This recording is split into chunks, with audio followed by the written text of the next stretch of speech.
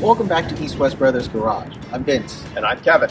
And we're back today with the 2021 Acura TLX Type S and the 2022 Polestar 2. In our last video, we talked briefly about the specs of both cars, the exterior designs, and why we think both cars should be considered when you're looking at a sports sedan. But the mark of any good sports sedan isn't just how quickly it's able to accelerate, it's also how well it handles and how well it's able to deal with road trips. So today we're going to take the opportunity to go from here on the outskirts of LA County down to Del Mar in northern San Diego County. And along the way, if the roads permit, we're going to take advantage of the opportunity to show you how well the cars handle. So let's hit the road.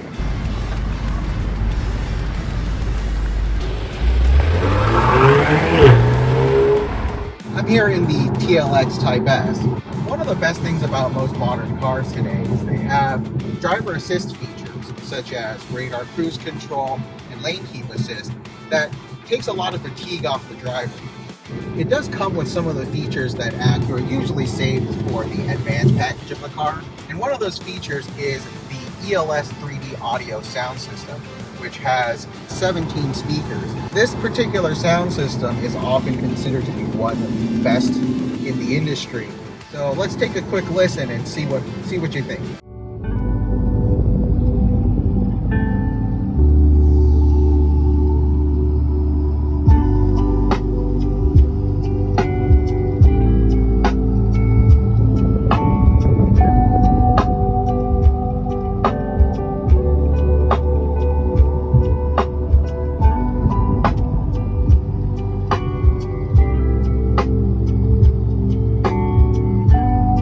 Polestar 2 was the first production car to ever use the Android Automotive OS.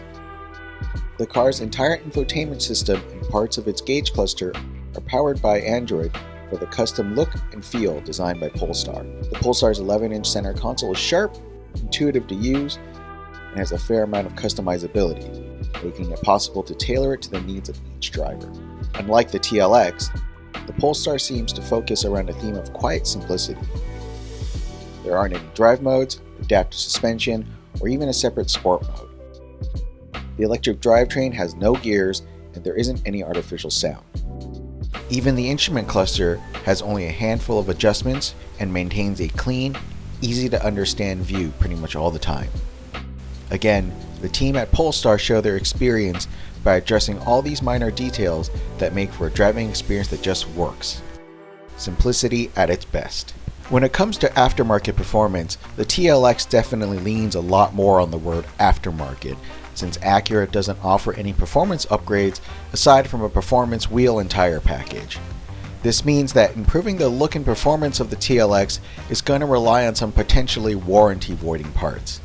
Not to mention, much of the TLX's aftermarket parts do not have California Air Resources Board or CARB certification.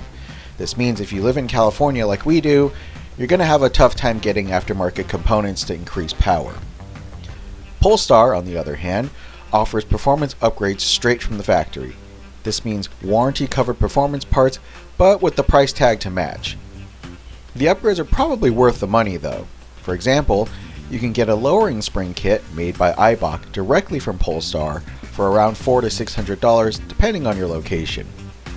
Or, for around $1,300, you can get a software upgrade that increases horsepower of the dual motor version from 408 to 476 and increases torque from 487 to 502 pound-feet.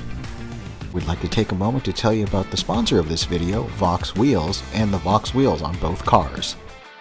On the Polestar, we have a set of Voxx Nice multi-spoke wheels.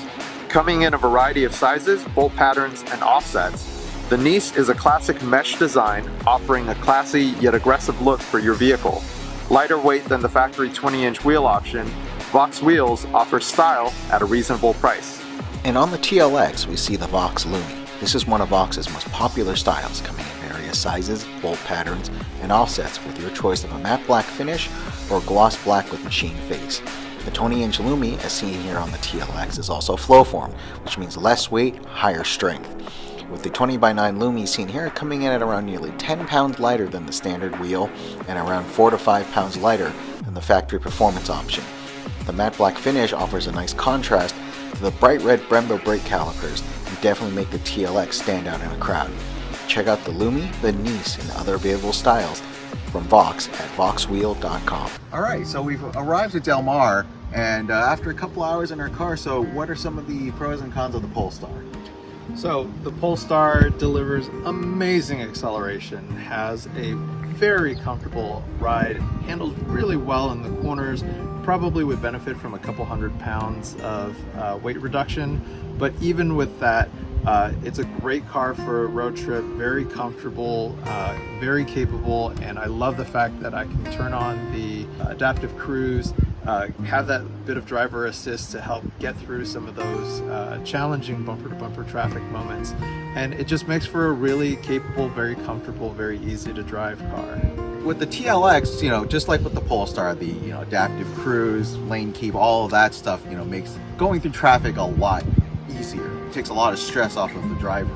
If I have any real complaints about the TLX, if I had rear seat passengers, I'd feel kind of bad for them. The ride could be a little bit more comfortable, but thankfully, because the car has adaptive dampers, I put the car into its most comfortable setting. It's pretty good for the most part. And then at the twist of a dial, if I need to accelerate onto the highway or we go into some twisty roads, the car is more than capable of handling it. Overall, I think between the TLX and the Polestar, maybe the Polestar might be a little bit better on a road trip. I guess it really depends on whether or not you suffer from things like range anxiety or whatever. We will leave it up to you to decide which of these two you would pick as a daily sports sedan or as a road trip vehicle. So don't forget to like and subscribe and stay in touch with us. We'd love to hear your comments and your thoughts on these two cars down in the comments below. I'm Kevin. I'm Vince, and thank you for watching East West Brothers Garage.